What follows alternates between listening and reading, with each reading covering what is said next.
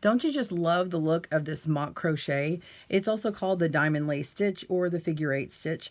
It's so pretty, but it's really hard to make a nice shaped top or decreased crown that's nearly invisible and keep this stitch pattern going.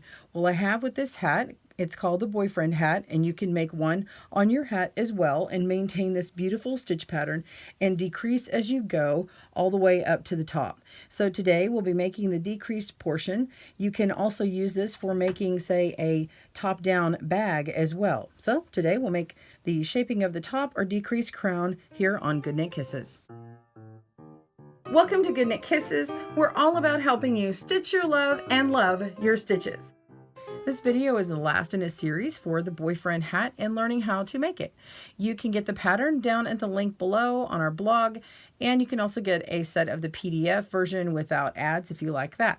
We also have the videos available in the series. We've got casting on, both clockwise and counterclockwise, as well as the main stitch pattern. Then we have measuring it accurately to make sure you've got the right length, as well as changing colors on the accent band. So we'll just be working on the shaping of the top, of course, in this video. We also have this on the Loom instead of the AllnOne. And make sure to check that out. And we've got it in a playlist as well. All right, let's move on and shaping the top on the All-in-One loom. So we are ready to start decreasing our hat. I've got 7 stitch markers plus my beginning stitch marker, so that makes 8. Just make sure one of the stitch markers looks totally different. You can tell which one is your first one. I've already got them placed on my loom, and no matter if you're using this gauge of All-in-One, which is 3/8, or say you're using maybe the 5/8 loom and working the same amount of stitches that's written in the pattern, just how I've got the X loom, that's fine too. Or if you're using another brand of loom, any of those besides the X loom, you'll be able to work just how I'm doing this video. So first you want to take your loom number and divide it by 8, which you should already have a cast on number that reflects that. So this one is 80 pegs for the men's hat. You'll have 64 for women's. So 80 divided by 8 is 10. So we're going to have sections of 10 stitches each. So we have our number 1 peg here that looks different. And then we're going to count that as stitch 1, 2, 3, 4, 5, 6, 7, 8, 9, 10. Okay, and then where our 11 would be, we'll call that a number 1 and place a stitch marker here and then begin counting again 10 pegs in each section. So go ahead and place your stitch markers all the way around. Pause your video and I will meet you back up. We're going to start moving some stitches in. Now I do want to say the written pattern, the way you see it, is exactly what is happening on your loom. We'll be working pegs 1 and 2 for a diamond lace stitch, and so you'll see that those 2 pegs are worked, and then I have to move the 2 and the 3 stitch around, and then that 2 stitch gets worked again, and you only work with those stitches in that section, and then you move on to all the other sections, start moving things in one at a time. Technically, that's what's going to happen by my next set of instructions, but I'm going to make it simpler than that because of the way the loom is that this one works, because otherwise it would be kind of a chaotic mess. So you do need to pay attention to what I'm saying, but this round is exactly how every decrease round happens, okay? So we're going to actually move all the stitches inward first. Now, I have my yarn coming from my very last peg in my last round, okay, and then we measured and made sure we have the right length. Okay, so we're going to, instead of working the stitches, I want you to pay attention to all the number 1 pegs, which have the stitch markers, and you're just going to go to the number 2 peg. You're going to pick up the number 2 peg and place it on the 3. And then you can take your 1 and then that stitch marker at the same time and then place them on that peg. Okay, so now this is on the slider here. I can go ahead and loosen this up and move the slider inward. Okay, we're just moving it in by 1 at the moment. Okay, now I'm going to move on to the next section. We're just ignoring these for now. Okay, go ahead and move on, and you're going to go to the next section where we're going to put the 2 on top of the 3. It's the same thing again. Pick up your number 1 peg and the stitch marker and place them on that empty peg, and now start walking your stitches inward. Okay, this is the previous section, and we're just moving all of them in, and then it lines up with this new slider. Okay, so we have nothing to do here anymore. Move on to the next section. You're going to go on to the second peg, moving on to the third, and move your stitches in.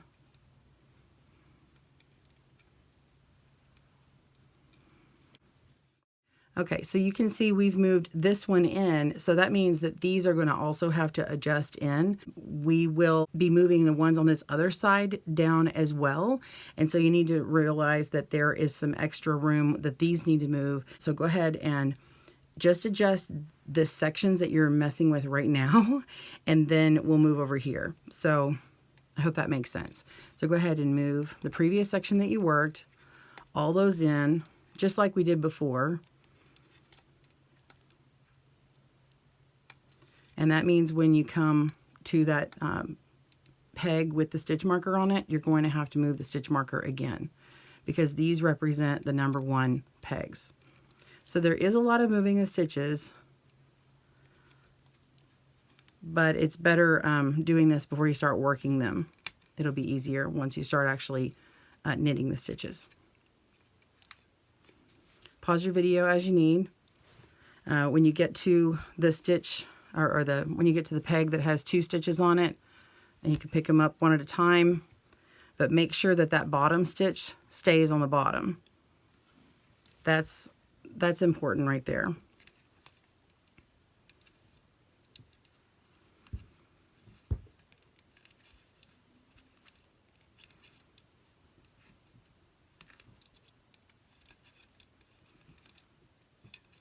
Okay, so now I'm down where the slider is. I'm going to go ahead and loosen that up and move it in by 1.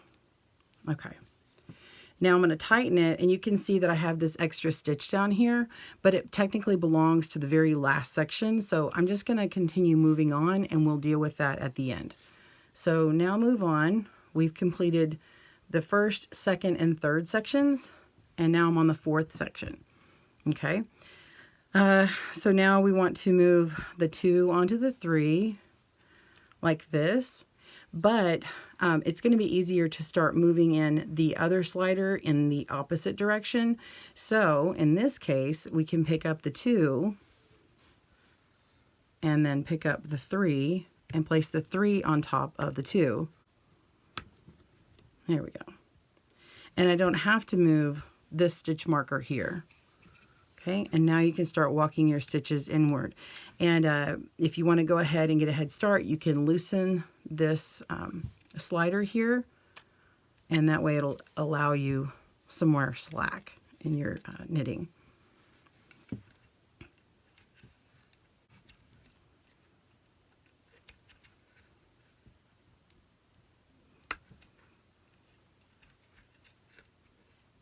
Pause your video as you need.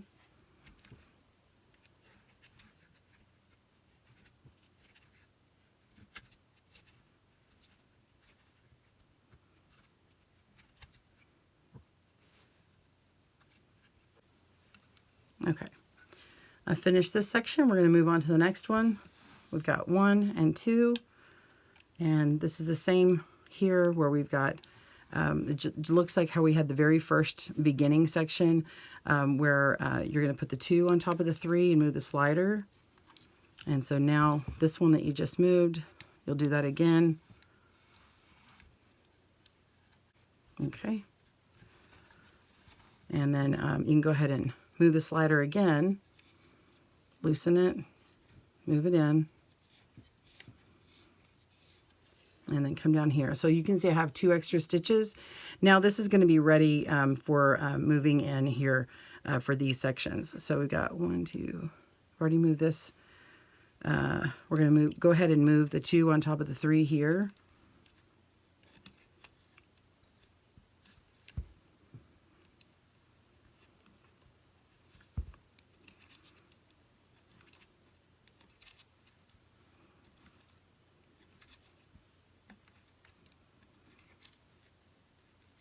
Okay, you can see I've got 1 extra over here, and so now I'm going to go pick up 2 on top of the 3, and this is the 7th section. Go ahead and move that one peg with the stitch marker. Okay, I'm going back into this 6th section here and moving all these stitches in.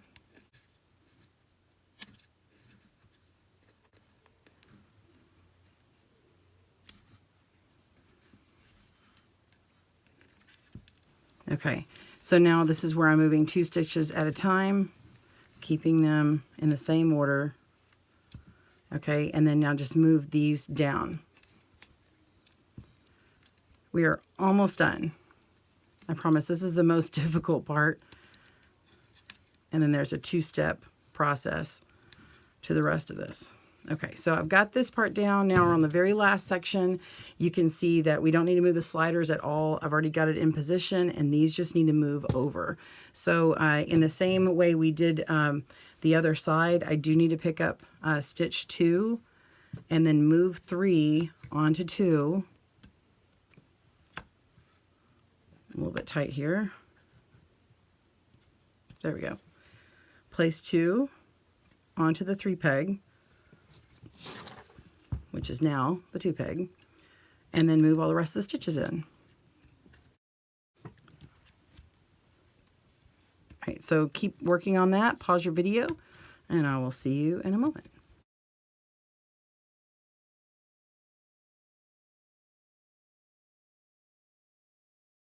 The second part of this round 1 is working the stitches. We've moved the stitches, now we're going to work the stitches. You've got a 2-step process. You have 8 pegs all the way around your loom that need to get worked in 2 different ways. The first time you come to it, you're going to only work the top loop, only the top loop of the top stitch, because technically that's our number 2 peg still. So we're going to continue our diamond lace stitch pattern. We're going to go around pegs 1 and 2, just like a diamond lace stitch. We're going to knit over peg 1, 1 stitch over 1, and then we're going to knit over peg 2, the 2nd stitch, leaving that bottom one alone, over the top, okay? And then now the yarn is coming from peg 1, and we want to go around pegs 3 and then 2. Peg 2 has 2 loops. We're going to work those 2 loops, or those 2 stitches, over 1. And that is our decrease. And now we're gonna work peg 3, 1 over 1, and we continue on this stitch pattern until the end of the section, just as you would with a diamond lace stitch.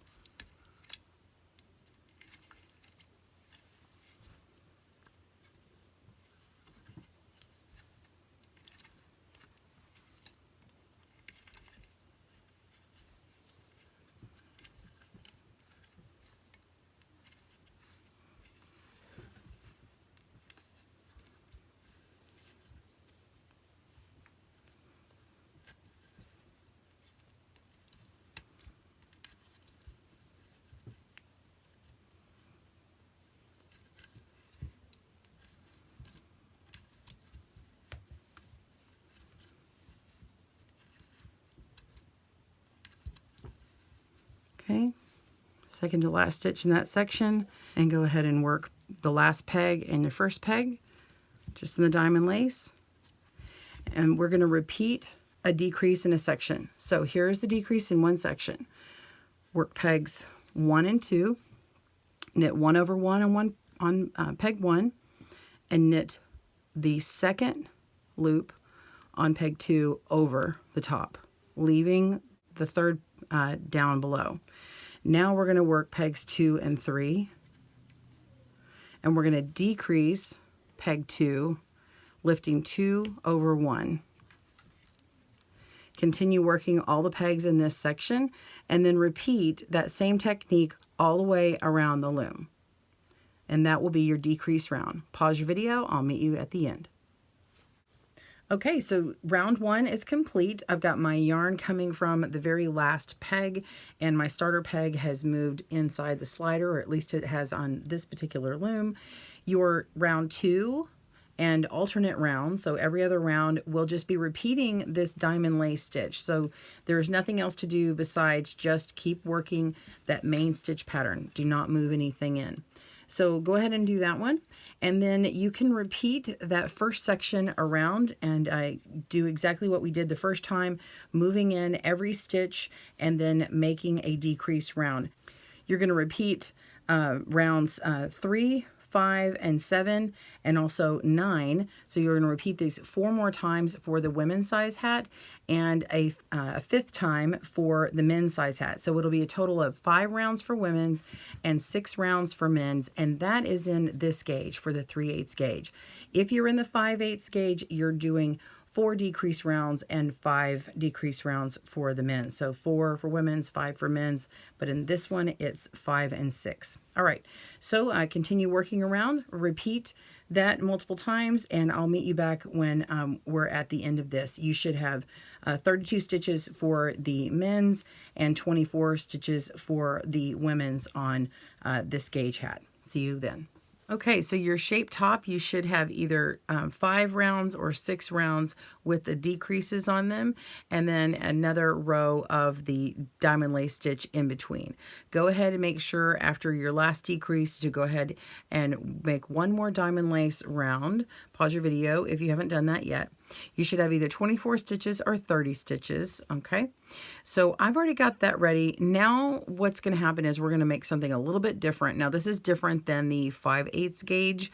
It's going to be reducing them down to about half the amount of stitches. We're going to be slipping one, and then the rest of them are going to be SSK. We're basically going to be moving every other peg on top of the next one and reducing this down even further, because what it's going to do is it's going to stack the stitches in a way to where they kind of lay on top of each other and have this smooth crown at the very, very top. Otherwise, it won't put this little part on here, and it'll kind of pucker and go in like that, and it won't make a nice smooth top like this one. Okay, this is actually the needle knit version here. All right, so how we do that is I've got the yarn coming from that last peg here. The first peg we're going to ignore. We're going to be doing this just like we did on the other rounds and decreasing. So the number 1 peg you're just going to ignore for a moment, go to the number 2 peg and put it on 3, okay?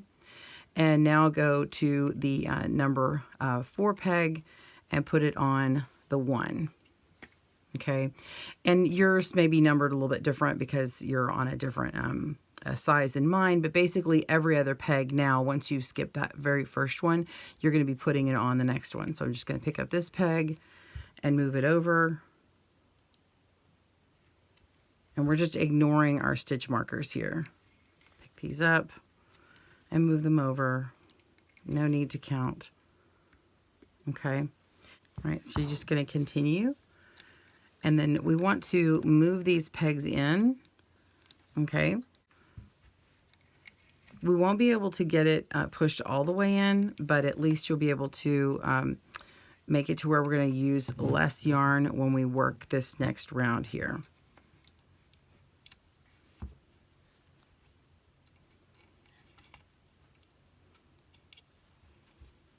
All right, so I'm going to go ahead and start moving in my stitches. I can just loosen up and move my slider down a little bit.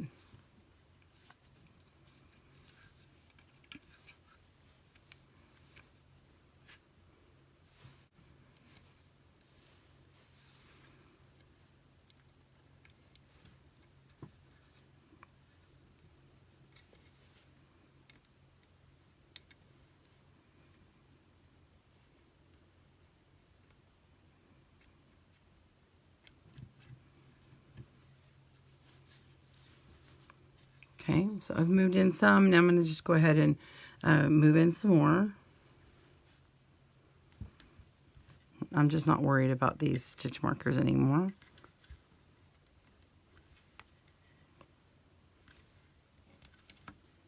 So I'm just ignoring them. All right. So I do have a couple of empty spots here in the middle. It's just kind of a tight fit. If you want to, you could just ignore these corner pegs here. And the way to do it would be move it like this and move these two in. Like that.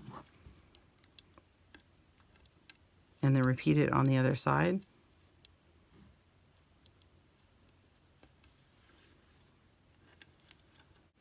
Okay, so this is filled in here, and then let's do those here.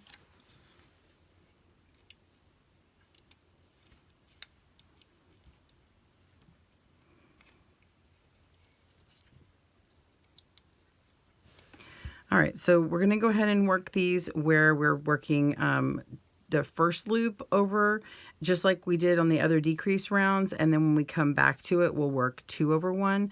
The only exception is peg 1. It's got those 2 pegs on there, or those 2 loops on there, which was actually the first and last one. Just go ahead and work those over at the same time. And now I'm going to work the second peg. I'm just doing the first loop, and now I'm going to move on to the next one that has 2 pegs, and come over here and do 2 over 1. And then now we're going to start our sequence. Just 1 over 1. Okay. And then do the next sequence. Okay. Now I'm going to take these 2 over 1. And then we just do 1 over 1. Okay. And the next pair, 2 over 1.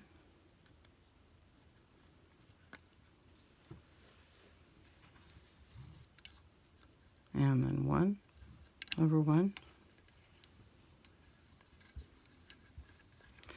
And just continue on in that method. I suggest not putting your work down at this point. Just go ahead and work it in this sequence so that you don't forget where you are. All right, pause your video and I'll see you at the end of this round.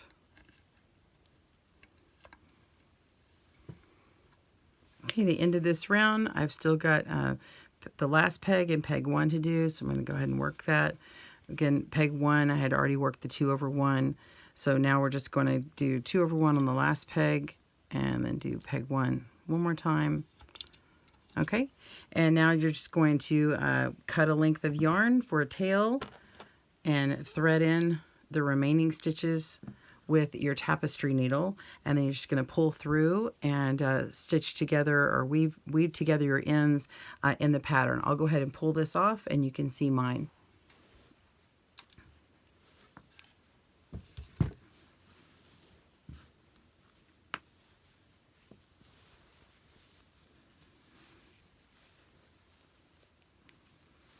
All right, so I've got this pulled tight, and before I pull it on through, I just want to show you it's a little pointy at the top, and that is perfectly natural for this pattern. We want to go ahead and kind of block it out. I hand block mine and just kind of pull the stitches out a little bit just to make sure. And just kind of do that, and then I wash it and block it. And what I do is just kind of smooth it out, and you can see how it kind of retains this round shape here. Then when you're ready and you've got your tails woven in, you will wet block it. I've got instructions down below on how to wet block. For a hat, you don't pin it out like you normally would wet block. You could steam block it if you want, but when it's drying for a hat, the best thing to do is after it's been kind of pressed out and wrung out with a nice big towel, you'll kind of put your hand in here and kind of like you're stirring a pot and wringing around like that, and then lay it flat, and then every time you kind of pass it by in the house or apartment, wherever you are, just kind of stir the pot again and flatten it in another spot. And what it does is it evens out those stitches and keeps that nice shape there. Okay, so let me show you a little bit on weaving in the ends here. So where the color jog happens, you'll see a little bit of a jog here, and all you need to do is take your ends and just kind of pull them kind of towards each other. So this strand's coming from over here and this one's here. Just kind of pull them towards each other like that. And then you'll weave in the tail and the direction that it would have been going. So I'm going to take this gray and put it back on top of this gray and this beige color back on top of the beige. And when you pull it tight a little bit and flip it over, you can see it sort of starts closing that gap there. And then the same thing for this one. You just pull it in the opposite direction, pull a little bit tighter, and flip it over to the back, and you can see that this this color jog will be less apparent. It's still going to be there, but it'll be less apparent. And just use your tapestry needle to kind of follow the patterning around and weave that in. So after you've got all your tails in and you get it blocked, you're going to have a nice custom fit hat, maintaining that nice round pattern. I hope you've enjoyed learning the boyfriend hat. Please be sure and comment down below and tell us what was your favorite part, or if you've tried this on a different hat as well. Thanks for joining us today, where we help you stitch your love and love your stitches. See you again soon.